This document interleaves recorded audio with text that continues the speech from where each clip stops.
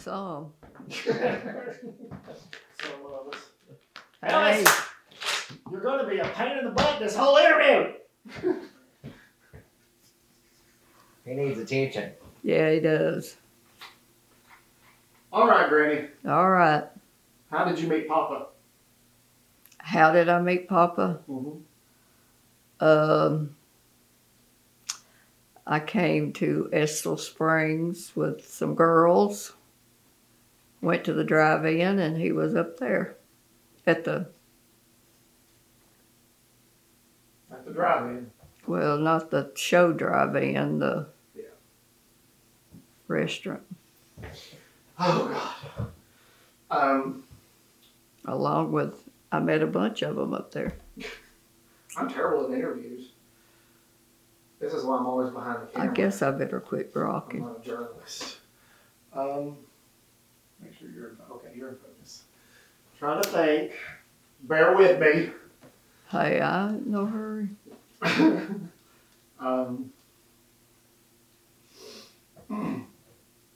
What was it like growing up back in the 1800s? We had to go out in the yard and play with flowers and broken dishes, and that was our dishes that we played with. Hang on, let me, We were poor. I'm going to adjust the lights just a little bit. This one's too bright. That one's actually It shows too much. on really low. Because that light can go a lot brighter, I promise you that. I'm going to notice just a hair and see if that does anything. Don't look. Yeah, you see how bright that can get? Yeah. Oh no, I don't like that. If it's really shows everything, no.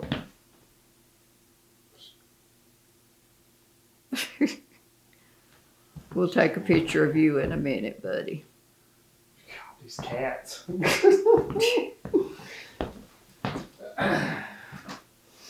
Okay. What was it like growing up in Tullahoma when you did?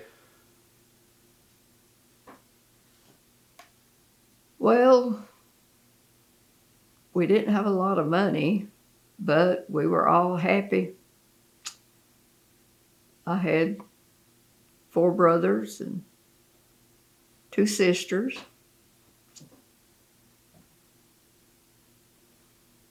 They were older than I was, but So you were the baby?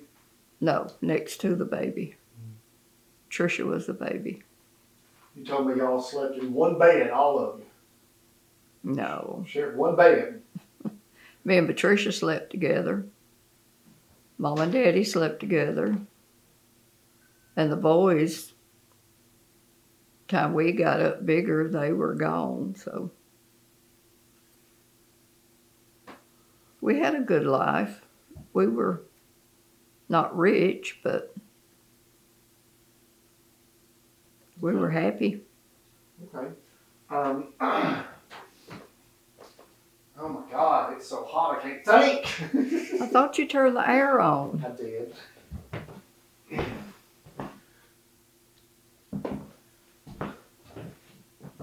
Okay. I'm trying to think of some good questions, Jared. Jared, are you thinking? I'm thinking, did you have a cobbler come and fix your shoes? Can I cuss? You can cuss him. Oh Lord. Did you only have one chamber Hey, pot, or we did you all used have your we own? used to have a store. I mean, not a store, but a shop that fixed shoes. I never went to it, but So, now I'm going to get on to later stuff. good. What was it like whenever you were first diagnosed with cancer? What were your thoughts? Scared. And I always put cancer with dying. But when I went to the doctor, he gave me some encouragement, so I just went in it full force and was going to beat it. And you did. I did. And then you were diagnosed with cancer a second time. What were your thoughts then? Oh, I was devastated then because I'm older and it's hard to convince yourself that you can get better. But you got family, so you want to live, so you fight it again. How did you tell your family the first time and the second time? The first time, my sister went with me. So she and I told our family. This time, I was just in shock, so my daughter told everybody. I couldn't believe it this time. I didn't think I had it. Okay.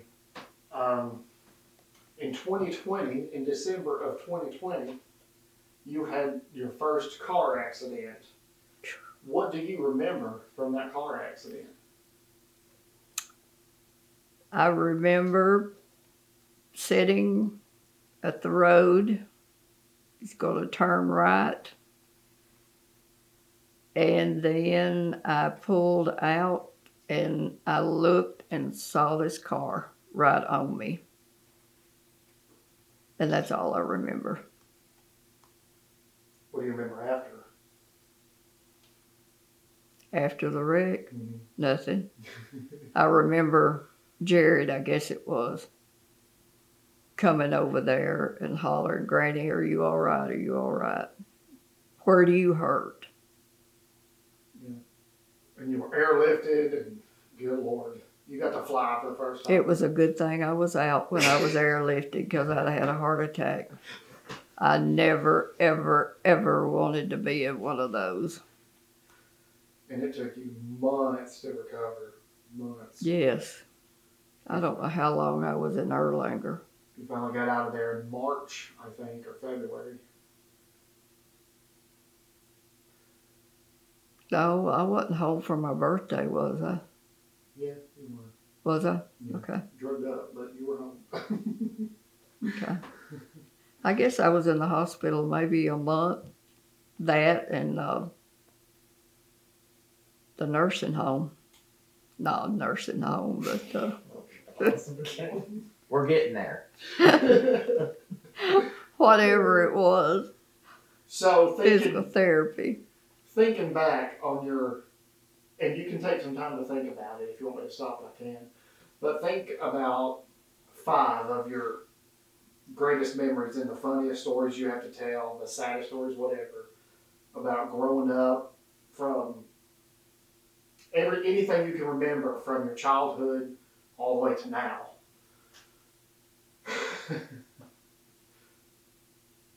A one, whenever I turned 12, I think I was 12, my dad went to town and bought me a used bicycle, secondhand bicycle.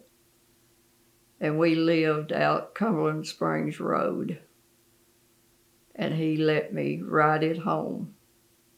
And that was the best gift I had ever gotten. I don't know if it was because it was a bicycle or because my daddy bought it for me. I don't know.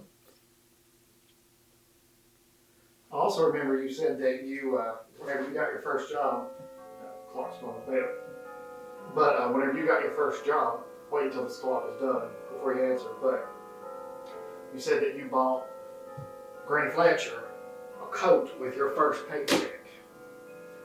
I want you to tell that story, and then I want you to explain how she felt about it whenever that clock's done. What her reaction to it was.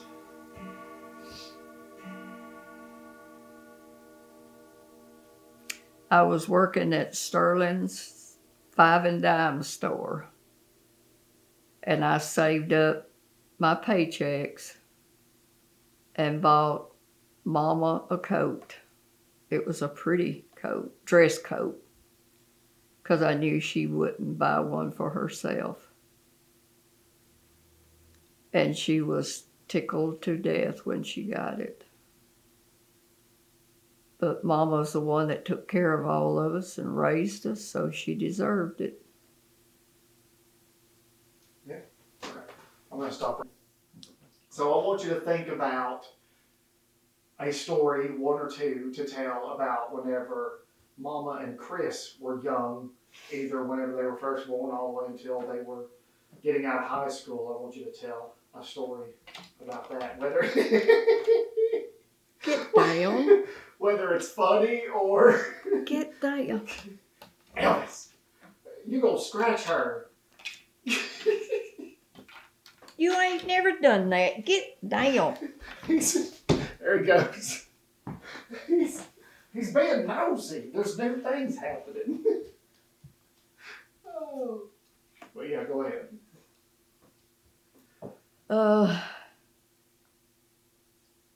Chris and Valerie fought a lot.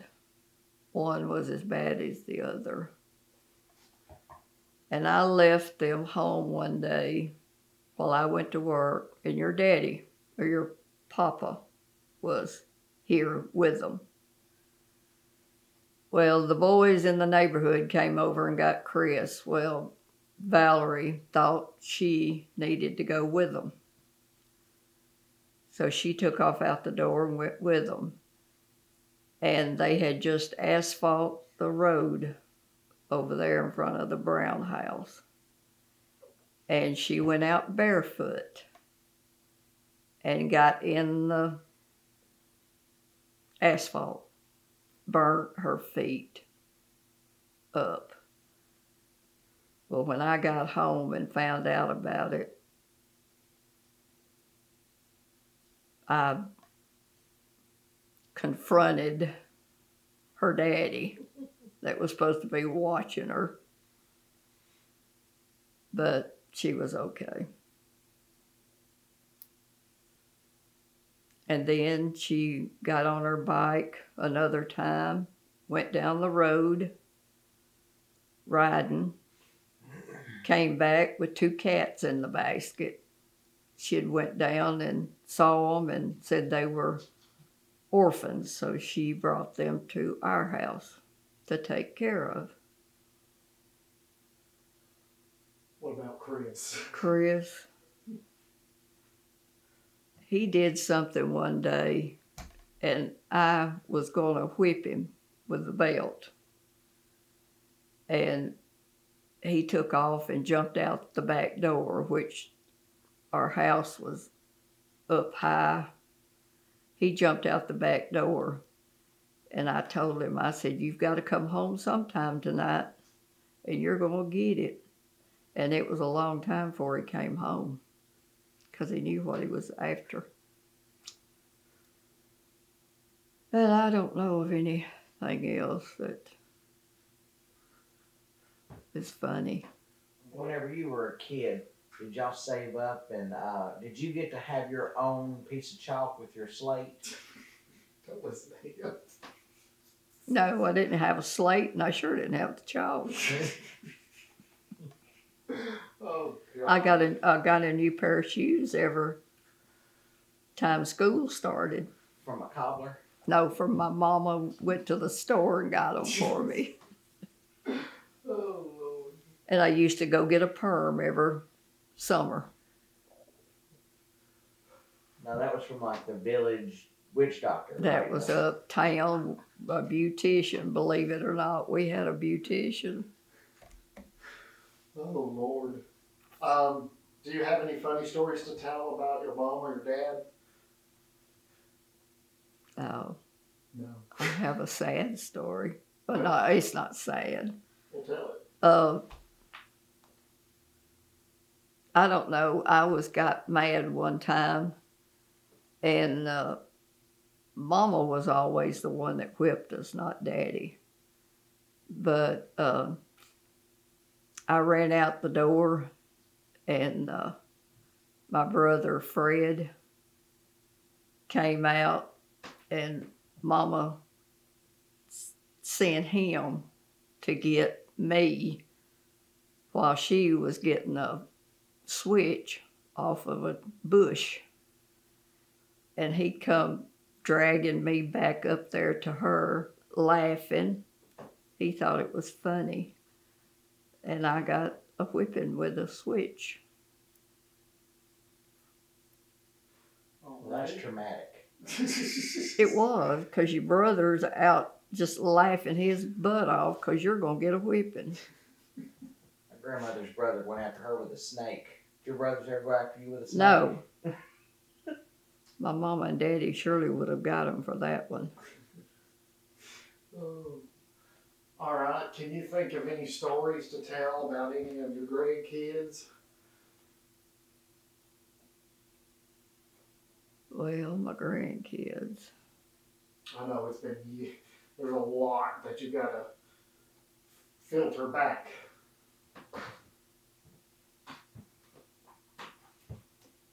I know I had one grandchild that loved pappies, and he kept his pockets full of them. And whenever we would go to the store, his papa always bought him a fresh supply of pacifiers to keep him satisfied. I wonder who that was. Yeah, I wonder. Oh Lord. All right.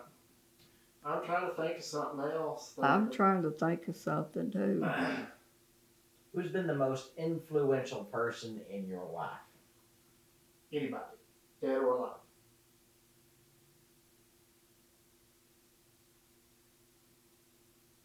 I guess my mama.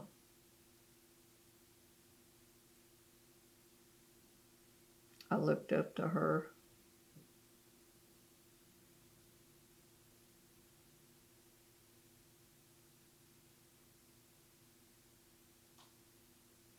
Oh, when we were going to school, we had to walk to school and walk home.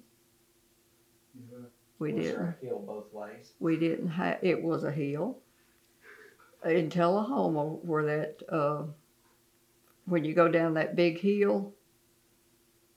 Yeah. There's another big hill beside this liquor store. It used to be a liquor store. I don't know what it is now. Before you go across the bridge. You talking about where Sonic is now? Huh? You talking about where Sonic is now, or that area? No. You know where the dollar store is when you turn to come down the hill at the red light? Mm-hmm. Across the street, there's a building, and I think they sell liquor there. And there's a big hill right beside it. We used to have to walk up it to go to South Jackson School. How many hills did you walk up and down? Just that one, but it was a deep one. We had to come down it. You had an outhouse. But we had to walk to school and walk home. We didn't have buses, and Did you always have electricity? we had electricity. My aunt, oh, I can tell this. It's funny, but it was scary. My aunt and uncle lived way out in the boonies. I'm telling you, they lived way out. And Daddy wanted to go every weekend to visit them. And we sat out in the yard under a shade tree. Well, I went in the house for some reason, and there was a big old snake curled up on my aunt's bed. And I come screaming out that door, and they went in and killed it. But I never, ever wanted to go back out there again. How old were you? Huh? How old were you? I think I was like 9, 10. Did So they, that's where your fear snakes comes from. Chewy, it was awful. Did they eat the snake? No, my uncle went in and killed it. And I don't know what he did with it. Sure, she needed new bed sheets after that. And then I didn't want to go out there anymore. But Daddy had to go every weekend.